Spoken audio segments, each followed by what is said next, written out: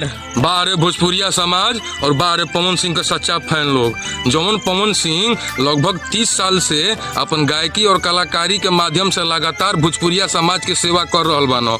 जौन पवन सिंह अपन गायकी और कलाकारी के माध्यम से पूरा भोजपुरिया श्रोता के कबो हंसई न, कबो रोवई न, तो कबो झूमई न।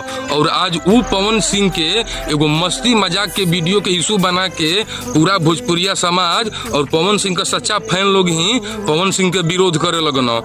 एगो दूसरा इंडस्ट्री को मॉडल जौन की भोजपुरी इंडस्ट्री में पहला बार काम करताली, वो खाली वायरल और फेमस होके खातिर पवन सिंह पर झूठा और गलत इल्जाम लगावताली। और पूरा भोजपुरिया समाज और पूरा भोजपुरी का यूट्यूबर और क्रिएटर लोग वो मॉडल के साथे खड़ा होगी न और पवन सिंह के विरोध करे लगन। यह कहेला जा कि पवन सिंह भोजपुरी के धरोहर हुआ और अपन धरोहर के ऐसा ही बदनाम कइल जाला।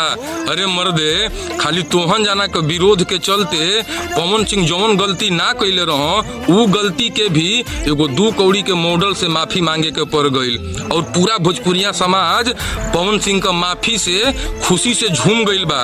लेकिन एगो बात बतावा जा कि भोजपुरी इंडस्ट्रिया के पहचान पावर स्टार पवन सिंह दिलैले बाना कहीं 2 कौड़ी का मॉडल अंजलि राघव। और आगे भी भोजपुरी इंडस्ट्रिया के अपन पावर स्टार पवन सिंह चलई ह कहीं 2 कौड़ी का मॉडल।